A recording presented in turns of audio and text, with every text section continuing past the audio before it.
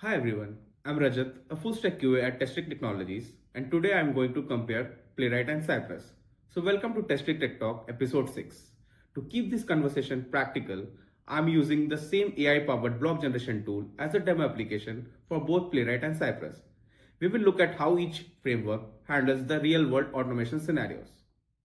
So moving to the next, we are opening the Playwright and Cypress code, which we have used for automate the blog. So on the left hand side, we have Playwright, and this is the folder structure of Playwright.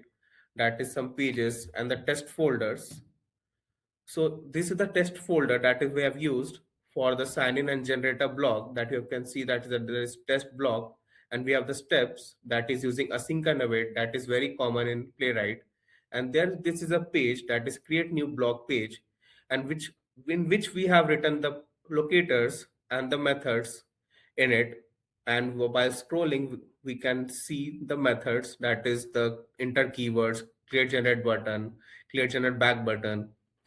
And so next, what we are going to do is to look into the test file again, and let's compare it with Cypress now. So moving on to Cypress, we have some E2E folders, then pages folders, and there is the test. We don't have specific test module here, but the name of the test which we have to do. So for example, there is a demo.cy.js, which is a basic endpoint of the Cypress framework.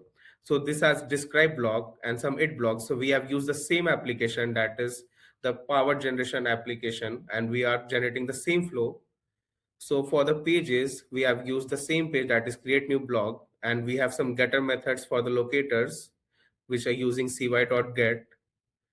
And while scrolling, we can see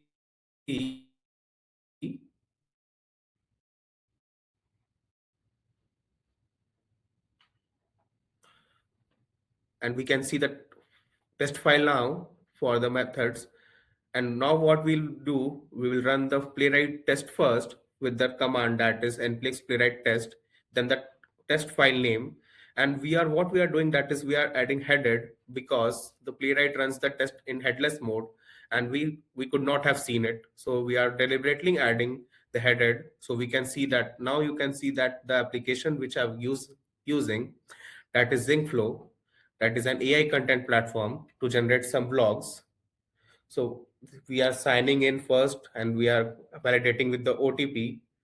And when we move to the home page, then we have a create new blog. Then we write on the topic, as you can see on the, and we generate the blog. And what happens? The playwright and the passes and it creates a report. So we haven't configured the report in the playwright by ourselves. So playwright give it itself. So it's an inbuilt feature of the playwright that the reporting is not configurable. It's not used to be configurable by us. Playwright does it for us. So moving on to Cypress, we can run the Cypress file using npx cypress open. So what we are doing right now is